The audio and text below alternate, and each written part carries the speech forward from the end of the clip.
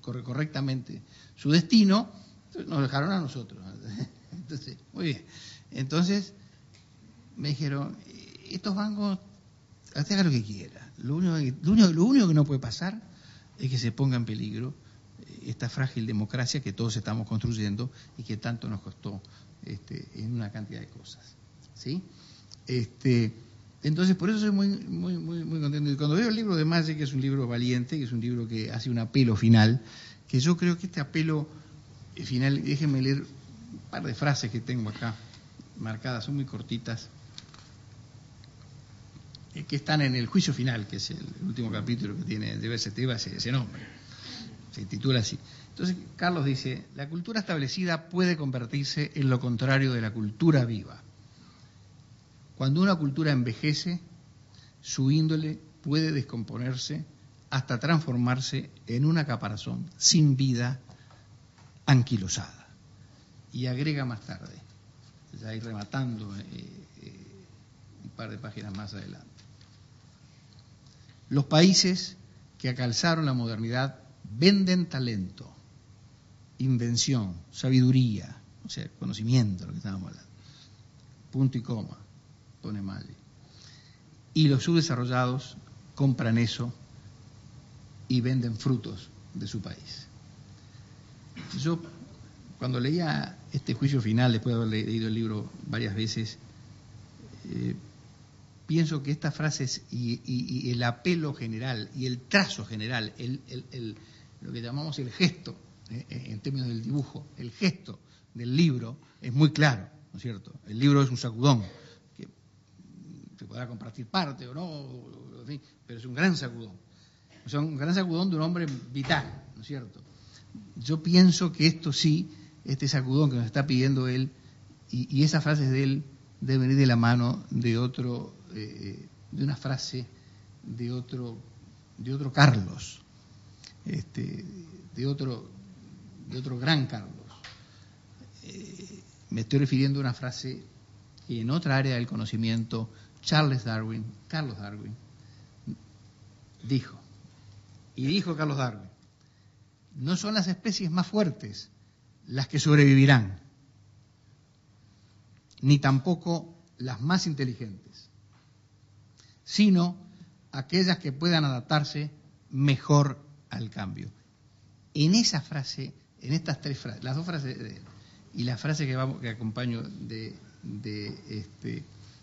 Darwin, creo que está la síntesis de la tesis que Carlos quiere decir en este libro, que termina en una tesis.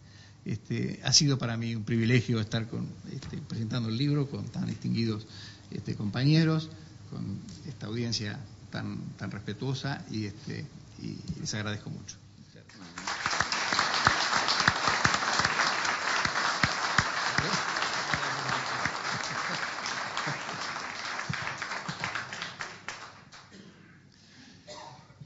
Estimados amigos, muy buenas noches. Es un placer estar aquí junto a todos ustedes. Y créanme que es un honor haber sido invitado por este prestigioso intelectual compatriota, que es Carlos Maggi, a compartir la presentación de su libro. Ya hemos compartido experiencias con Carlos Maggi anteriormente. Voy a mencionar dos.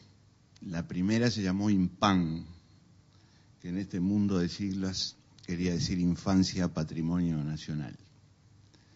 Y la segunda se llamó Construyendo el Uruguay, una experiencia promovida por la Asociación de Promotores Privados de la Construcción del Uruguay, ambas ecuménicas, con gente de todos los orígenes ideológicos y políticos. Experiencias que me permitieron aprender mucho y sobre todo comprobar que con Maggi tengo más y más importantes coincidencias que diferencias, que también las tengo. Por ejemplo, a Maggi no le gusta el impuesto a la renta, y lo dice en el libro. Es un ejemplo de las diferencias que tenemos. Pero las coincidencias son importantes, son muy importantes, y la verdad es que es un placer leer este libro, por lo menos por 4 razones distintas. En primer lugar, por el periodo que abarca. Yo no recuerdo ni conozco ningún antecedente en el país en el que de un saque se recorra todo este periodo de historia uruguaya.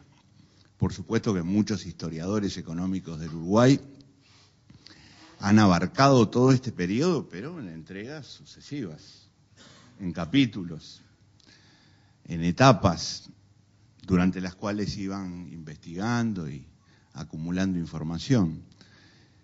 Pero que tengamos una presentación de 400 años de historia en un solo planteo, no creo que tenga antecedentes, por lo menos yo no los conozco. En segundo lugar, por su enfoque novedoso, que tampoco registra antecedentes, y que más que un enfoque es la columna vertebral del libro, que es la articulación entre economía y cultura. Esto es, la articulación entre las mutaciones, la evolución económica, y los ayornamientos, los saltos cualitativos en materia cultural. Tampoco conozco ningún enfoque de este tipo, lo cual es uno de los factores más importantes para hacer de esta obra una obra relevante. El tercero es que está escrito con mucha claridad y con mucha calidad. Transmitir conceptos económicos a veces se puede convertir en una tarea bastante compleja. Y no hay un solo pasaje del libro en el que, poniéndonos como posibles lectores no formados en la materia, hayamos comprobado dificultades para entender lo que se estaba transmitiendo. Y por supuesto, tratándose de un libro de Maggi, la ironía es un recurso permanente, constante, usado siempre para fortalecer la idea o el concepto que se intenta transmitir. Finalmente, porque no hay una sola manera de leer este libro. Seguramente hay varias, yo quiero mencionar 2 por lo menos.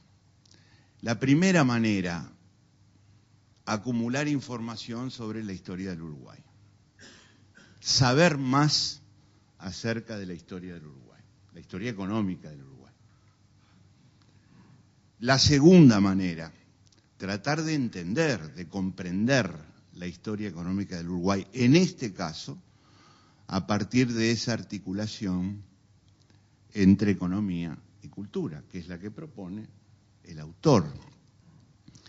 Él mismo lo dice, el objetivo de esta obra no es saber lo más que se pueda, sino entender lo más que se pueda, en palabras textuales.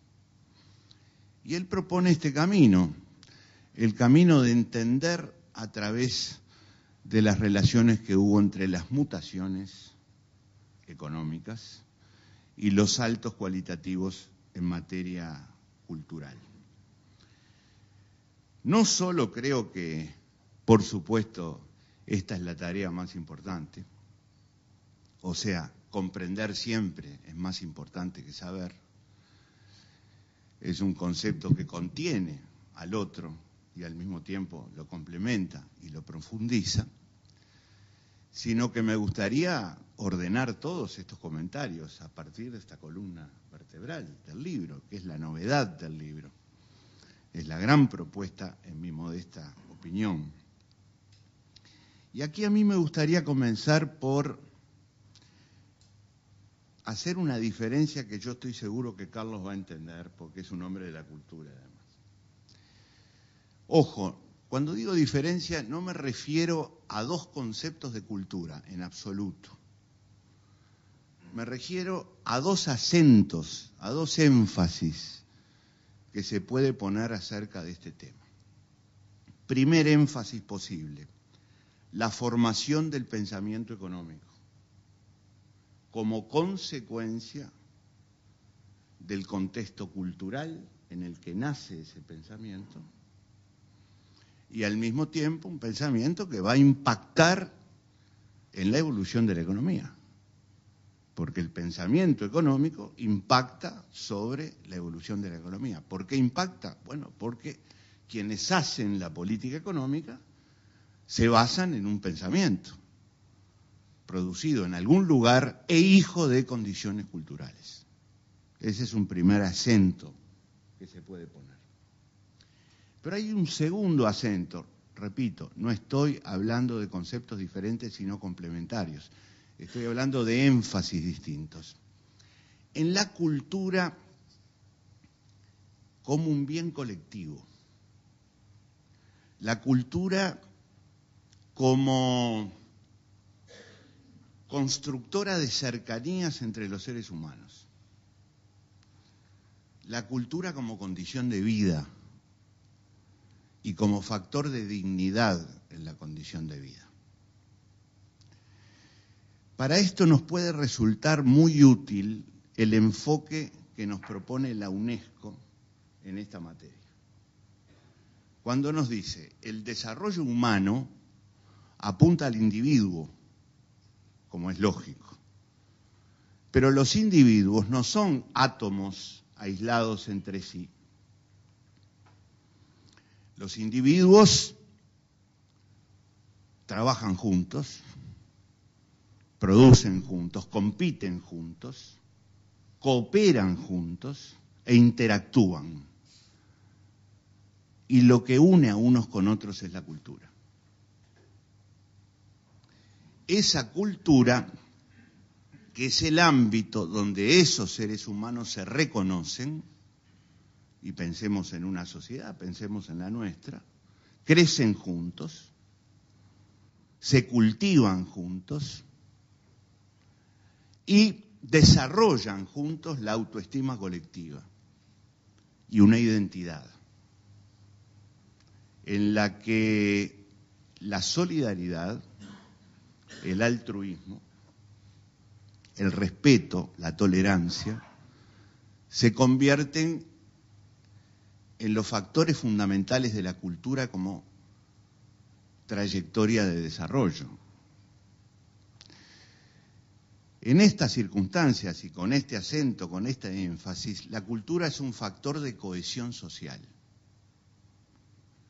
Y es más, hay una correlación positiva entre desarrollo cultural y cohesión social, así como la hay también entre la pobreza y el atraso por un lado y la desvalorización de la cultura por otro. De estos dos acentos, Maggi elige el primero. Pone el acento en cómo la cultura influye sobre la formación del pensamiento económico. Y pone muchos ejemplos a lo largo de la historia del país. Pero por momentos en su obra emerge el otro acento, que no es distinto, repito, sino que es absolutamente complementario. Y como pone el acento en el primero, en la cultura como factor de formación del pensamiento económico, esto se percibe clarísimamente en un pasaje de la obra donde Maggi diferencia lo que él llama las ciencias y las técnicas que producen datos, dice Maggi, y las humanidades que forman a la gente. Y allí menciona la historia, el arte, la filosofía, la religión, que contagian creencias y emociones, forman el carácter, hacen a la gente, palabras textuales. Hacen a la gente. Entonces, yo quiero decirles, queridos amigos, quiero transmitir que para mí este es un pasaje clave de la obra. Clave, absolutamente. Porque él, el autor, nos está señalando la diferencia que hay entre el sujeto y el objeto de un análisis.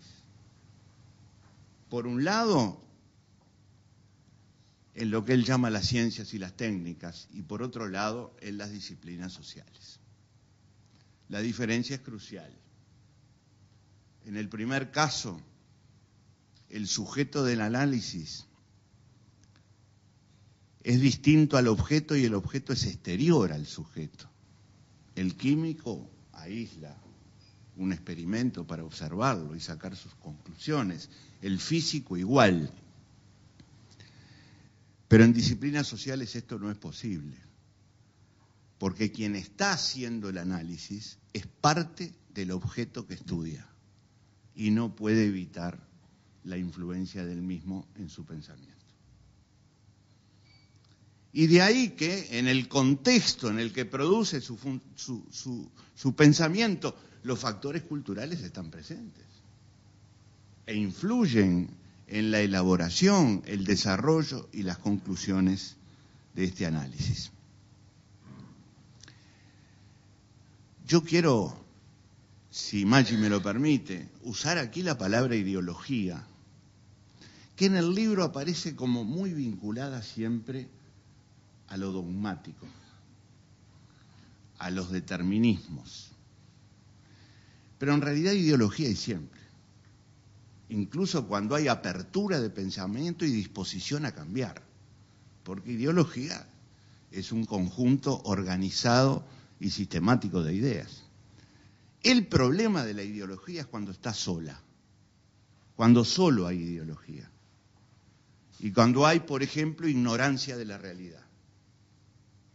Maggi en un pasaje nos dice que uno de los atrasos culturales más grandes del Uruguay es haber ignorado la realidad y haber añorado el pasado durante mucho tiempo, mientras el mundo cambiaba y nosotros no nos dábamos cuenta de que el mundo estaba cambiando. Por eso el problema de la ideología es cuando está sola, cuando no tiene conocimiento que la vaya ayudando a renovarse, que la vaya ayudando a cambiar. A mí me parece que los ayornamientos que seleccionó Maggi para ilustrar los saltos culturales y su influencia en las mutaciones no solo están muy bien seleccionados, sino que están muy bien expuestos. Desde que dejamos de ser la tierra de ningún provecho, comillas, como nos catalogó algún conquistador español, durante los primeros 200 años de la conquista en adelante. España ya estaba dilapidando los últimos volúmenes de oro y plata, pagando deudas, no transformándose, pero comenzando a necesitar alimentos y sobre todo un poco más de seguridad para luchar contra Portugal, en la lucha de los imperios. Y por eso la tierra de ningún provecho se transformó en un área apetecida. Y ahí se inicia la historia de este primer ayornamiento del que nos habla Maggi. Luego nos habla del formidable espíritu modernizador del último cuarto del siglo XIX.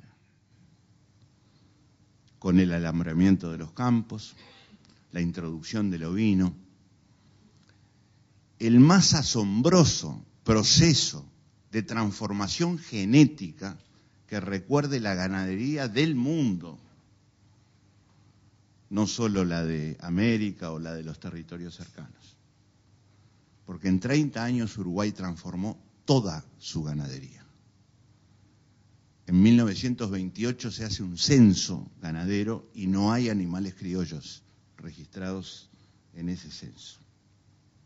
En pocas décadas, Uruguay absorbió todos los animales criollos y los transformó en las razas apetecidas por el mercado internacional. La revolución educativa con José Pedro Varela, ministro de Lorenzo Latorre a la cabeza. Y luego lo que tanta admiración y respeto genera en Maggi las primeras décadas del siglo XX, con aquella generación de hombres muy importantes. Hombres muy importantes que registran una experiencia, como dice el autor, mucho más virtual que real. Mucho más virtual que real, pero apostando a los valores nada menos de la legalidad, la piedad, la libertad, la paz. Los valores superiores, y acá nos acercamos mucho a las cercanías que construye la cultura cuando es vista como un bien colectivo. En aquellos años, y voy a citar nuevamente sus palabras, predomina un modo nuevo de percibir al otro. Un modo nuevo de percibir al otro. Y esa es una cultura de cercanías, una cultura de cohesión social, que además incluye entre los valores superiores la preocupación por los humildes, la preocupación por los que solo vivían de su trabajo. Luego, en un enorme esfuerzo de síntesis, a partir de estos 3 ayornamientos, Maggi recorre la evolución económica del Uruguay y la interpretación básica que recorre todas las páginas de ese análisis es que, por un lado, en este país hubo un gran atraso cultural,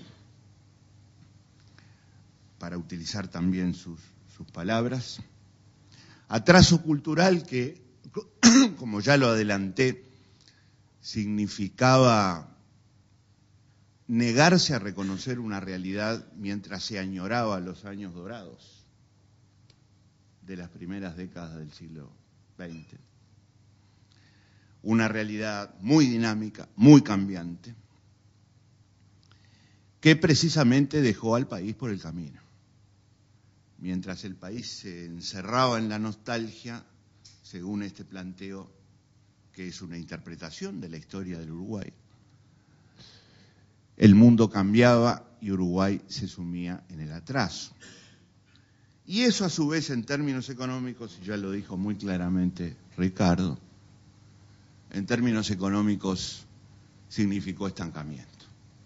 Y sobre todo, pérdida de oportunidades.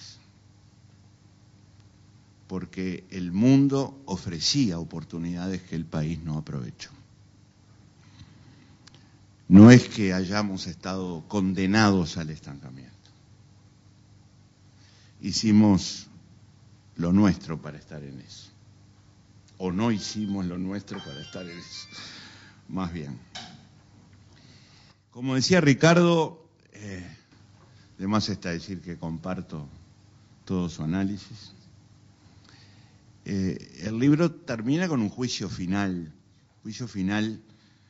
que comienza con esa especie de llamado de atención sobre la caparazón sin vida que es la cultura anquilosada, pero que también reconoce cosas muy importantes de este país, como cuando Uruguay le impuso su coraje al mundo. Año 2001.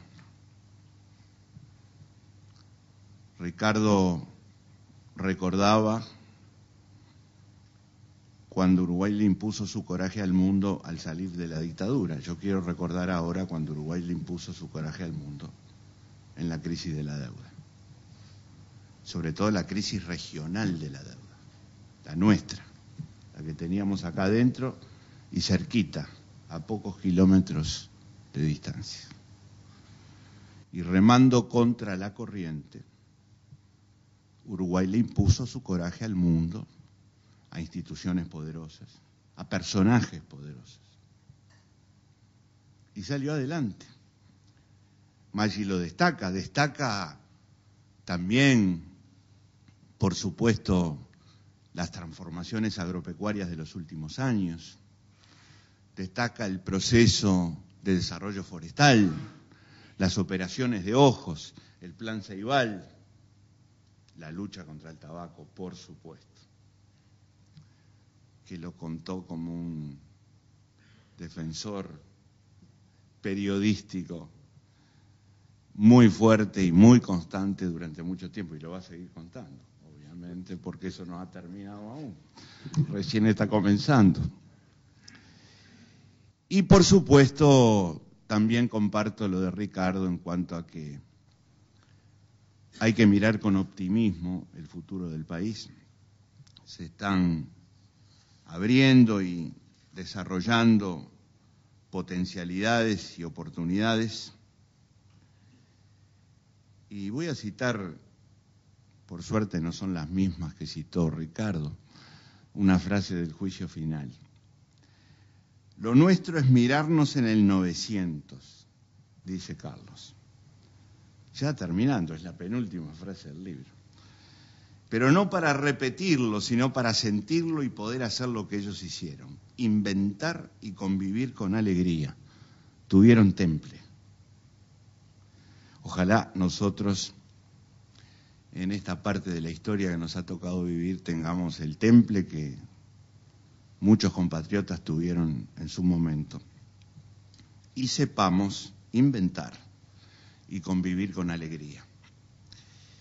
Este es un libro importante. Es un libro importante por su compromiso con la reflexión y con el debate. Y yo he venido aquí con mucho entusiasmo a participar de esta reflexión y de este debate. Muchas gracias.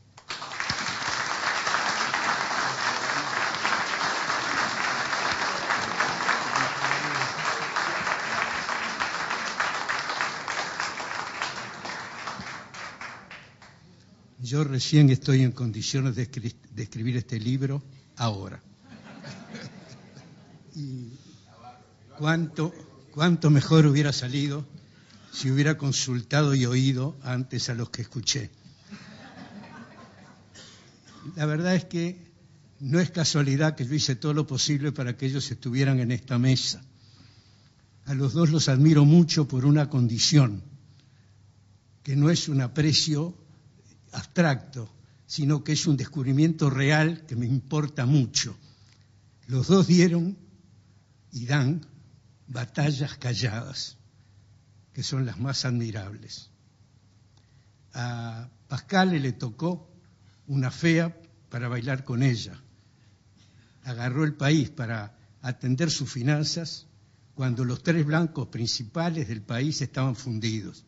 Una catástrofe para cualquier nación de la Tierra. A Estados Unidos se le fundió uno, Lehman, y miren todo lo que pasó. Las cosas son proporcionales. Nuestros bancos en el mundo eran chicos, pero para nosotros eran los tres más grandes. Una situación desesperada. Y Pascal dio la batalla fundado en los valores que ahora destacó, y en la convivencia y sobre todo en las finanzas. La confianza es el fiel de la balanza, es la que determina. ¿Por qué? Porque las finanzas están siempre basadas en la promesa de pagar, y se paga o no. Y si no hay confianza de que la promesa se cumpla, las perturbaciones son muy grandes. Las finanzas es una actividad imaginaria y no real. Los papeles dicen de valores que no están, pero que van a suceder o que van a estar. Y Pascal le hizo una cosa muy prodigiosa y arriesgó mucho en su apuesta. Porque Pascal le dejó funcionar los bancos fundidos durante muchas semanas y santificó, toleró los balances falsos que tenían esos bancos para parecer muy solventes y fuertes, cuando el Banco Comercial había perdido 2000 veces su capital. No es una figura, es una cifra real. Había perdido 2 veces su capital cuando la ley dice que con la pérdida del 75% la liquidación es forzosa. Y toleró y arriesgó de esa manera en su jugada y consiguió primero solucionar el problema y que después se supiera. Así que fue astuto y triunfante. Y agrega a eso una cosa extraordinaria. Hace un libro sobre la confianza que se llama A la búsqueda de la confianza perdida, el último libro que publicó, y nos cita su experiencia